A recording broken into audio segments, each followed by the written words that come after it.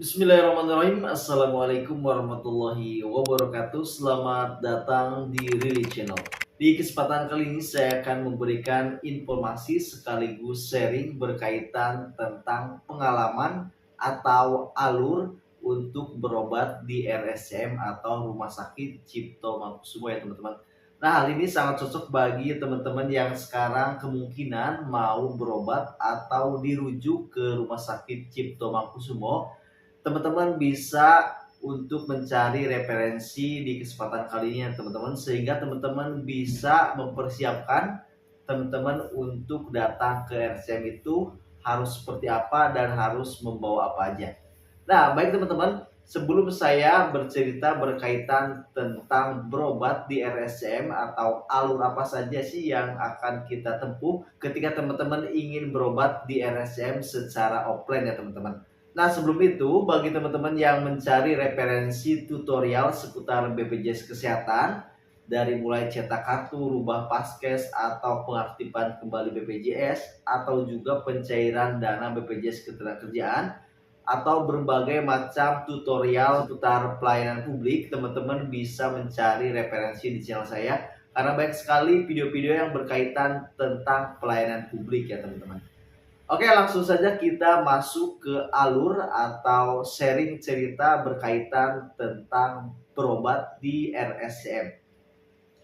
Nah, langkah yang pertama yang perlu teman-teman siapkan sebelum teman-teman pergi ke RSCM, bagi teman-teman yang jauh, pastikan saran saya teman-teman menginap di Jakarta untuk melakukan antrian ya teman-teman. Nah, karena untuk di RSCM ini antrinya pagi-pagi banget ya teman-teman. Nah, namun sebelum melanjutkan ke pembahasannya, pastikan terlebih dahulu teman-teman sebelum pergi ke RSCM harus membawa persyaratan seperti biasanya teman-teman membawa KTP, kemudian teman-teman membawa kartu BPJS, dan yang paling penting yaitu juga kartu atau surat rujukan dari rumah sakit untuk ke RS Ciptonya ya teman-teman. Nah, selanjutnya jangan lupa juga bawa kartu keluarga. Nah, dan untuk semuanya itu saya sarankan semuanya di fotokopi karena di RSCM itu untuk fotokopian memang ada, cuma antri dan kemungkinan agak susah juga ya teman-teman. Nah, persiapkan terlebih dahulu ya teman-teman. Dan jangan lupa juga untuk rujukan harus aktif ya teman-teman, karena pas saya antri itu ada beberapa pasien atau beberapa peserta yang masa rujukannya sudah nonaktif atau sudah habis, sehingga mereka tidak bisa melanjutkan ke tahap dokter ya teman-teman. Baik teman-teman, yang kedua, prepare yang kedua yaitu teman-teman juga diharuskan untuk membawa bekal ya teman-teman, karena memang antriannya itu kalau offline itu lama banget. Jadi dari pagi atau dari malam pun sudah antri ya teman-teman, sehingga teman-teman harus membawa perbekalan. Nah, dan yang paling penting juga teman-teman harus membawa alat tulis seperti pulpen ya teman-teman, wajib bawa karena di sana itu kadang ada kadang enggak ya teman-teman. Jadi teman-teman harus membawa pulpen sendiri untuk registrasi nanti penulisan ya teman-teman bagi pasien baru. Nah, baik teman-teman, di sini saya akan menjelaskan atau sharing berkaitan tentang alur yang akan kita hadapi kan teman-teman ingin berobat ke RSCM. Nah, hal ini juga sangat cocok bagi teman-teman yang memang rujukannya jauh, seumpamanya teman-teman dari Jawa atau dari mana, terus disuruh untuk rujukannya ke Cipto, maka teman-teman harus mempersiapkan atau harus mencari referensi di video ini ya teman-teman. Nah, ini adalah cerita saya ketika saya berobat di RSCM ya teman-teman. Nah, untuk antriannya, karena saya waktu itu belum mengerti secara antrian online ya teman-teman, jadi saya antri datang ke RS Cipto itu sekitar jam 4 ya teman-teman, jam 4 pagi. Di sana sudah banyak sekali pasien-pasien yang sedang mengantri ya teman-teman. Nah, saya tanya ke pasien yang di samping saya, ternyata dia itu datang di malam hari ya teman-teman, jadi malam-malam dia sudah datang ke RSM.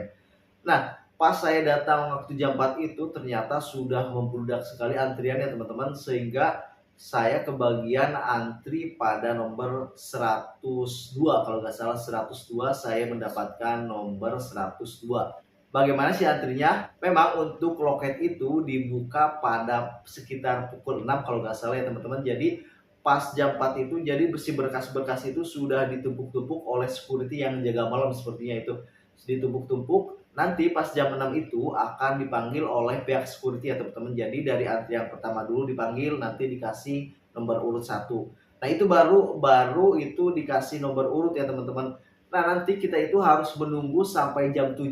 Kenapa? Karena nanti petugas loketnya baru datang, petugas loket pendaftarannya teman-teman. Selanjutnya nanti akan dipanggil nomor urut itu pada jam 7 ya teman-teman. Karena untuk pendaftaran itu dari jam 7 sampai jam 12 siang ya teman-teman untuk pendaftaran di RS Cipto ini. Nantinya akan ada 2 jalur ya teman-teman. Jadi untuk pasien lama dan pasien baru. Nah, di sini untuk pasien lama biasanya sudah ada nomor rekam medisnya ya teman-teman. Jadi sudah lebih gampang. Nah, untuk pasien baru ini nanti silakan teman-teman untuk mengisi formulir-formulir yang harus diisi ya teman-teman, nanti akan dipersiapkan.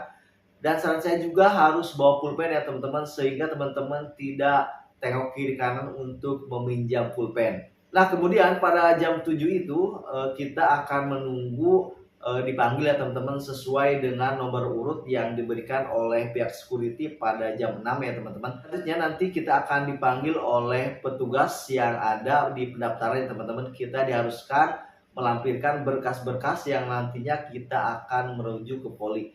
Nah, berkas yang tadi saya sebutkan yaitu dari mulai KTP, kemudian BPJS Kesehatan, rujukan dari rumah sakit, paskes keduanya teman-teman, rujukan dari rumah sakit, kemudian kartu keluarga, dan teman-teman juga harus menyiapkan administrasi lainnya teman-teman. Dibawa aja semuanya daripada nanti teman-teman harus kembali ke rumah. Saran saya untuk bawanya asli sama fotokopinya sehingga teman-teman tidak usah ribet-ribet lagi jika dibutuhkan. Nah, setelah berkas kita dikumpulkan, kita harus menunggu lagi ya teman-teman. Jadi tahapannya banyak sekali. Pokoknya sekitar jam 8 itu baru mulai pemanggilan untuk berkas ya teman-teman. Jadi tadi alurnya dari jam 6 dibagikan nomor, kemudian jam 7 kita mengumpulkan berkas. Kemudian selanjutnya nanti berkas yang tadi akan dipanggil ya teman-teman oleh pihak security. Nah, setelah dipanggil oleh pihak security, akhirnya saya berhasil dipanggil masuk ke poli yang saya tuju. Dari jam 8 itu ternyata saya kebagiannya jam setengah 10 ya teman-teman, baru dipanggil masuk ke poli. Ternyata nggak sampai situ aja, di poli ini ternyata antri juga ya teman-teman. Jadi benar-benar harus ekstra sabar kalau teman-teman pakai BPJS. Jadi di poli juga kita itu nanti akan antri lagi sesuai dengan antrian yang ada di poli. Nah, kemarin saya itu masuk ke poli THT ya teman-teman. Jadi ternyata di THT juga udah numpuk banget antrian. Nah, jadi saya sarankan kepada teman-teman untuk bersabar, kuatkan mental, dan memang harus bawa bekal. Nah, selanjutnya dari poli tersebut saya diperiksa sekitar jam 12-an ya teman-teman. Sekitar jam 12 baru saya bisa diperiksa. Selanjutnya setelah pemeriksaan itu nanti kita akan diberikan resep atau obat ya teman-teman. Lantai 1 kalau nggak salah dekat UGD. Di situ kita harus mengambil obat, dan ternyata untuk pengambilan obat pun antri ya teman-teman. Dari berbagai poli di situ kita harus mengantri lagi ya teman-teman. Nah, jadi untuk tahapannya memang harus ekstra sabar ya teman-teman. Jadi untuk tahapannya secara offline itu lama banget. Baik teman-teman, dan kurang lebih alurnya seperti itu. Itu adalah cerita saya ya teman-teman. Dan bagi teman-teman yang memiliki cerita berkaitan tentang RSCM, teman-teman juga bisa sharing. Dan mohon maaf ya teman-teman jika cerita saya tadi kurang jelas ya teman-teman. Jadi intinya untuk tahap-tahapannya seperti itu. Nah, dan bagi teman-teman juga jangan khawatir ketika teman-teman sudah berhasil mendapatkan nomor rekam medis, teman-teman bisa melakukan pendaftaran online. Jadi teman-teman tidak perlu datang pagi-pagi lagi, melainkan nanti kita daftarnya secara online teman-teman. Jadi teman-teman harus download aplikasi RSCMku, nanti teman-teman bisa untuk daftar online ya teman-teman. Jadi untuk ke polinya setengah jam sebelum teman-teman dijadwalkan, datang aja ya teman-teman. Jadi nggak usah pagi-pagi. Jadi cerita nanti yang kedua itu saya akan bercerita tentang alur pendaftaran secara online. Pendaftaran online itu, jadi saya daftarnya jam 9, setengah 9 baru datang. Jadi kan biasanya kalau offline itu jam 4 saya udah datang ya teman-teman. Tapi pas saya sudah tahu bahwa memang bisa daftar online di RSCMku ini, jadi saya daftarnya sekarang lewat aplikasi ya teman-teman. Jadi datang setengah 9, jam 9 langsung ke poli, jadi jam 12 juga udah kelar ya teman-teman. Jadi untuk daftar online itu lebih mudah ya teman-teman, dan lebih mempersingkat waktu.